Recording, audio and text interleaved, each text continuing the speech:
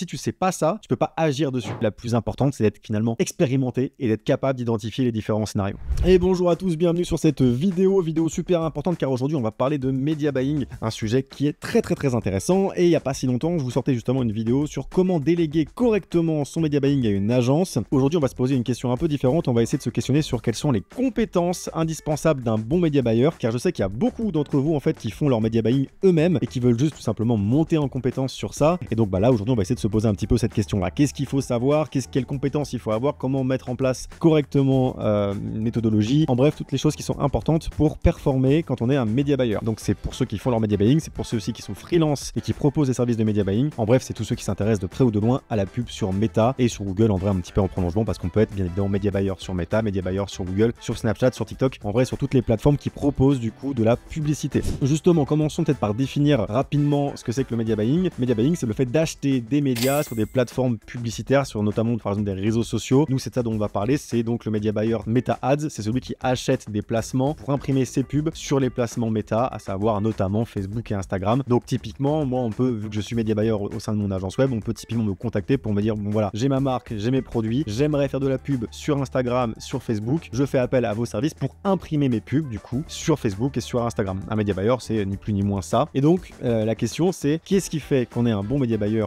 ou pas? Et donc on va essayer d'y répondre tout de suite. Mais d'abord, du coup, je vais me représenter pour ceux qui ne me connaissent pas. Moi c'est Hugo, j'ai 26 ans, je fais du business en ligne depuis 5 ans, notamment dans le e-commerce, et il faut savoir que on a du coup mes e-commerce d'une part et une agence web d'une autre part. Et en fait, ce que je propose au sein de mon agence, c'est plus ou moins ce que je fais déjà sur mes sites e-commerce. Et donc notamment, moi ça fait 5 ans que je suis le media buyer de mes sites e-commerce. Je fais la publicité sur Facebook de toutes mes boutiques e-commerce depuis 5 ans. Je suis toujours exécutant là-dessus. On a bien évidemment délégué tout un tas d'autres choses, mais sur le media buying, vu que c'est très important, que ça demande quand même beaucoup de compétences techniques et d'analyse, c'est quelque chose que j'ai toujours gardé. Au-delà de ça, j'aime bien. Honnêtement, j'aime bien. Je sais que ça va en surprendre beaucoup qui détestent ça et qui trouvent ça presque anxiogène. Moi, j'aime bien. C'est vraiment mon kiff et je sais, enfin, je fais aussi, on va pas se mentir, c'est parce que je performe pas mal dessus, donc je pense que ça m'aide à aimer ça. Il y a une forme de satisfaction du coup sur le fait de réussir à avoir des résultats avec ces outils-là. Et donc, c'est donc avec cette qualité-là, on va dire cette compétence-là qu'aujourd'hui je vais vous parler de tout ça. Donc c'est mon retour d'expérience sur, selon moi, qu'est-ce que c'est être un bon media buyer pour avoir du coup bossé sur pas mal de sites e-commerce qui m'appartiennent, donc avec tous les enjeux qu'il y a autour, et également du coup sur des clients qui ont à chaque fois leur singularité, des business un petit peu différents, et où à chaque fois du coup j'ai pu apprendre de ces cas-là, de ces cas particuliers, etc. Donc on va maintenant rentrer directement dans le vif du sujet. Mais avant ça, juste avant d'entrer dans le vif du sujet, je vous fais quelques petits inserts du coup de business manager que j'ai pu traiter, de back office Shopify où on a vu du résultat, tout simplement parce que je sais que encore aujourd'hui il y a tout un tas d'escrocs sur internet, tout un tas de gens qui mentent, et donc quelques preuves sociales là qui s'affichent à l'écran un peu partout, juste pour vous dire que voilà, effectivement c'est pas du bidon, c'est bien nos chiffres, etc. Et bien évidemment, si jamais il faut que je filme mon écran, je vous invite à voir d'autres vidéos où justement je filme mon écran et on voit ces différents chiffres. En bref, si vous n'avez pas confiance, eh bien partez, tout simplement. Ok. Et donc bon, directement pour aller un peu dans le vif du sujet, la première compétence qu'il faut pour être un bon media buyer, c'est tout simplement en fait des compétences techniques, à savoir en fait maîtriser l'environnement publicitaire Meta Ads ou Google Ads selon là où vous opérez. Mais en fait c'est tout simplement juste gérer le back office, parce que le back office de gestion des campagnes il est pas forcément simple, pour pas dire qu'il est compliqué, et donc il y a tout un tas de choses à savoir. Notamment il faut savoir créer une campagne correctement, il faut savoir choisir une audience correctement, il faut savoir choisir les placements de sa pub correctement, savoir paramétrer un pixel correctement, savoir créer un catalogue correctement, savoir créer des audiences personnalisées, des audiences lookalike, savoir utiliser les identifiants publicitaires. En bref, là j'ai listé tout un tas de choses qui pour moi semblent évidentes, mais il y a tout un tas de gens qui du coup n'ont pas connaissance de tous ces sujets-là, et si vous maîtrisez pas au minimum un peu tous ces sujets-là, vous allez tout simplement faire des erreurs de paramétrage, vous allez tout simplement pas établir la bonne stratégie parce que vous n'avez pas en fait conscience de toutes les possibilités, de tous les outils à votre disposition. Donc un bon media buyer, il exerce depuis généralement un certain temps, il s'est bien formé sur le paramétrage, sur les outils qui sont à sa disposition. La plupart des formations d'ailleurs qui vont apprendre à faire du media buying correctement, en fait vont généralement vous apprendre juste ça, uniquement la surface, à savoir le paramétrage. Là vous avez vos audiences, là vous avez vos pubs, la bibliothèque de créatives, ici vous avez vos factures, etc. En bref, la plupart des formations bas de gamme vont juste vous apprendre justement à gérer cet environnement et du coup à vous balader dessus et à le comprendre et à comprendre quelles sont vos ressources. C'est bien évidemment un indispensable, hein, sans ça vous ne pourrez pas espérer performer. Pour autant, il faut bien comprendre que ça c'est juste savoir utiliser j'ai l'outil. Non, honnêtement, si jamais vous me passez des outils, tous les outils du monde pour construire une villa, moi aujourd'hui je suis incapable de vous construire une villa. Bah là c'est un petit peu la même chose, même si du coup on maîtrise tous les outils, faut-il encore après savoir utiliser les outils correctement pour en faire quelque chose, à savoir du profit. Et donc voilà, ça c'est quand même la compétence première, il faut savoir gérer le paramétrage, etc. Mais ça fait pas tout. La deuxième compétence qui est vraiment indispensable pour un bon média buyer, c'est d'être quelqu'un qui reste en veille des différentes modifications, des différentes mises à jour des outils publicitaires qu'il utilise. Par exemple, Meta va changer son algorithme régulièrement, va avoir des enjeux, des fois RGPD, etc. Ils vont avoir en bref des modifications, ils vont avoir une actualité. Un bon média buyer qui fait de la pub sur Meta, sur tous ses business et sur les business de ses clients, il doit rester en veille de ça, tout simplement parce qu'il doit anticiper les changements, il doit comprendre les changements, il doit les prendre en main, et si du jour au lendemain il n'est pas en veille là-dessus, et d'un coup il gère une quinzaine de comptes et une grosse mise à jour sur le back-office Meta, et que d'un coup il comprend plus où il est, que l'algorithme a changé mais qu'il était même pas au courant, tous ces clients qui vont se mettre à perdre de l'argent, ou en tout cas à moins performer à cause de sa négligence, à cause du fait que lui-même s'est pas tenu au courant. Donc un bon média buyer, il est abonné aux newsletters Facebook, il suit l'actualité, il suit Meta sur les réseaux sociaux, il les suit sur Twitter, il les suit sur LinkedIn, en bref il les suit partout pour être sûr de pas rater des informations importantes, et bien évidemment il se connecte également à des formateurs, à d'autres gens qui font son métier, pour encore une fois être connecté aux bonnes informations, connecté aux dernières stratégies. En bref, il fait de la veille sur son sujet, et pour moi c'est la moindre des choses, mais j'ai vu trop d'agences et de média buyers juste ne pas faire ça et être pris au dépourvu, et honnêtement bah c'est un petit peu scandaleux.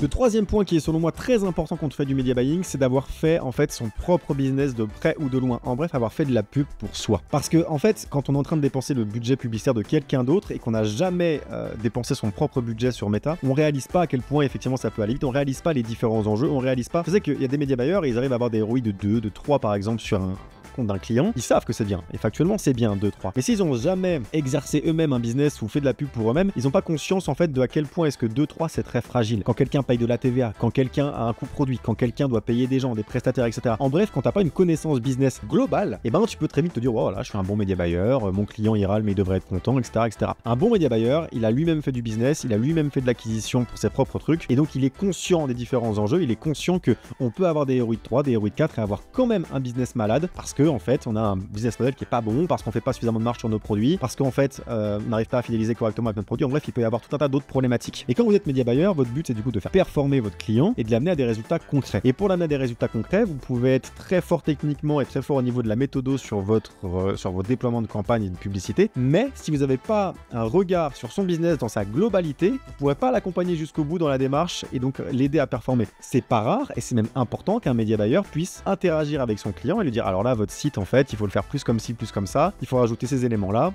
Je pense que ce produit, même s'il performe en pub, vous faites pas une suffisamment bonne marge dessus, donc il faut prendre un autre produit, vous avez une meilleure marge comme produit d'appel, et ensuite votre vrai produit, enfin celui que vous voulez vendre, vous le vendez à travers vos newsletters, etc. En bref, avoir une conscience et une vision sur le projet dans sa globalité pour donner de bons conseils et avoir une stratégie très claire finalement sur Facebook et dans vos campagnes publicitaires. Sans ça, vous allez, selon moi, manquer de bagages pour accompagner correctement quelqu'un parce que vous avez juste pas conscience de tout ce qui paye, de tout ce qu'il y a autour. Parce que là, j'ai cité plein de trucs, mais il y a vraiment beaucoup de choses, les mutuelles, les assurances, l'ensemble des outils dont ils ont besoin, les locaux, enfin en bref, quand on n'a pas géré de business, on se rend pas compte, et quand on a géré un business, justement, on a conscience de tout ça, et quand on parle à nos clients, on sait que c'est pas si évident que ça, et que du coup, il faut aller chercher des résultats qui soient cohérents par rapport aux enjeux de la boîte et de la singularité de la boîte que vous accompagnez. Ça rejoint en fait effectivement le quatrième point que j'allais citer, un bon média buyer, il doit être capable d'accompagner son client, être capable de l'accompagner dans toutes les démarches. En bref, le bon média buyer, c'est un partenaire business, il est là pour faire en sorte que les campagnes soient déployées, oui, mais il est également là du coup pour faire croître le business de son client, et il est là pour l'accompagner sur toutes les étapes. Vous pouvez également du coup,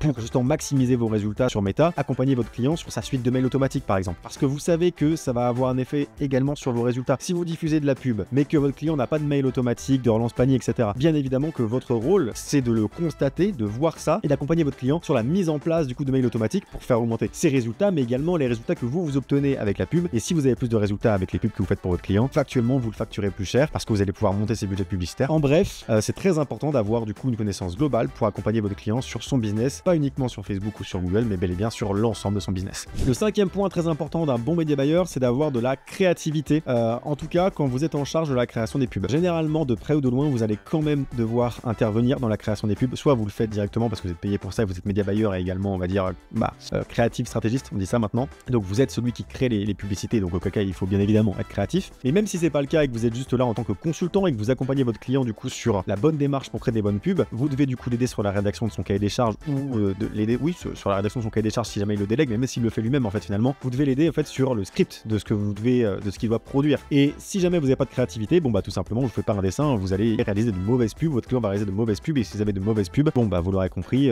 c'est aussi ça qui fait 80% des résultats sur Facebook, c'est des bonnes pubs. Donc vous devez forcément avoir de la créativité, être capable d'accompagner votre client sur la création de ses pubs, ou vous-même être doué dans la création de publicités qui vont performer. Ensuite, ça paraît évident, mais il faut avoir des compétences marketing, c'est-à-dire en fait comprendre qu'est-ce qui va provoquer la vente, comprendre ce que c'est qu'un hook, comprendre ce que c'est que l'éducation autour d'un produit, comprendre ce que c'est qu'un call to action. En bref, un bon média buyer, il doit avoir forcément une notion marketing. Il est en train de diffuser des publicités sur les réseaux sociaux pour une marque, donc a priori, si jamais il n'a pas de connaissances marketing, il n'est pas du tout dans son rôle. Le but pour lui, c'est de générer des ventes, générer du lead, de faire en sorte qu'il y ait des nouveaux clients. Donc il faut bien évidemment avoir des compétences marketing, de copywriter, etc. pour faire des bonnes pubs, faire des bons copy ads, faire un bon titre, faire des bons hooks, en bref, réussir à impacter et à aller chercher du coup des résultats avec les pubs que vous déployez. Si vous avez tout le reste, mais vous êtes un très mauvais marketeur, un très mauvais vendeur, bon bah le reste ne sert à rien au bout d'un moment. Si vous voulez vendre avec vos pubs, il faut des compétences marketing. Et enfin, le dernier point qui est selon moi le plus important, qui est tout simplement ce qui va faire l'ADN d'un bon média buyer aujourd'hui, c'est d'avoir la capacité de reconnaître les scénarios qui se dessinent. En fait, quand vous allez déployer de la publicité sur votre business ou sur le business d'un client, vous allez donc avoir de la data, des KPI qui remontent, avoir des chiffres, etc. qui remontent, un CPM, un CTR, un coût par clic, un coût par achat, un ROI, etc. Tout un tas de données comme ça qu'on verra dans une autre vidéo. Et ces données-là, vous devez être capable de les interpréter, de comprendre ce qu'elles veulent dire pour justement conseiller correctement votre client. Je vais donner un exemple tout bête, mais généralement, quand des CPM explosent vers le haut, donc le CPM c'est le coût pour 1000 impressions, c'est finalement combien vous payez pour imprimer vos pubs. En France, un bon CPM, ça gravite entre 3 et 5, 6, on va dire, selon les business. Et si vos CPM, alors vous êtes sur le marché français et explosent et vont à 13, 14, 15, vous devez comprendre pourquoi. Vous devez comprendre pourquoi. Est-ce que ça vient de la pub? Est-ce que c'est la pub qui du coup n'est pas du tout pertinente, donc Facebook ne nous met pas en avant et augmente nos coûts? Est-ce que c'est parce que vous avez une mauvaise note de page? Faut savoir que vous avez une note de 1 à 5 et que cette note-là, elle varie selon la satisfaction de vos clients. Et si jamais vous avez une mauvaise note de page, ça peut faire monter vos CPM. Est-ce qu'il y a une mauvaise interaction? Est-ce que c'est un bug? Est-ce qu'il faut tester une nouvelle campagne? En bref, vous devez comprendre ce qui est en train de se passer. Et ça, c'est généralement l'expérience d'un média buyer. C'est le fait qu'il ait accompagné beaucoup de monde et qu'il ait vu beaucoup de scénarios différents se dessiner qui vont lui permettre de voir plus facilement les scénarios qui vont apparaître devant lui. Et ça, c'est très important parce que je vois trop souvent justement des média buyers qui sont perdus par rapport à ce qui est en train de se passer. Ils comprennent pas les chiffres, ils comprennent pas pourquoi ça performe pas. Et si tu comprends pas pourquoi ça performe pas, t'es pas dans la capacité de mettre des actions en place. Tu sais pas si le problème vient du site, si le problème vient de tes pubs, si le problème vient de ton paramétrage, et si tu sais pas ça, tu peux pas agir dessus. Donc ça, c'est l'une des compétences à mes yeux la plus importante, c'est d'être finalement expérimenté et d'être capable d'identifier les différents scénarios. C'est tout pour cette vidéo, on n'est pas allé dans le détail technique de tous ces points-là, mais là vous avez du coup les différents éléments les plus importants pour identifier un bon média buyer. Si vous êtes vous-même en train de faire du media buying et que vous sentez que vous avez des lacunes sur un de ces points, travaillez dessus. Si vous êtes en train de vouloir déléguer votre media buying à une agence, essayez de la questionner et de la challenger sur ces différents points pour voir si effectivement ils ont ces différentes qualités. Bien évidemment, si vous passez par mes services, je peux vous assurer que nous sommes extrêmement doués et compétents sur tous ces points-là. Cela va sans dire. D'ailleurs, si jamais vous voulez du coup faire appel à nous, tous les liens sont dans la description, les liens vers les réseaux sociaux, vers notre agence, vers les différents services qu'on propose. Il y a des liens d'affiliation également si vous voulez vous lancer en e-commerce. Et ben n'hésitez pas à créer votre boutique Shopify en passant par mon lien. Si vous voulez créer votre boîte, passez par les liens en dessous également. Cela soutient la chaîne et ça fait plaisir. Voilà, c'est tout pour cette vidéo. J'espère qu'elle vous a plu. N'hésitez pas à mettre un like, un commentaire, à vous abonner. Et moi je vous dis à la prochaine.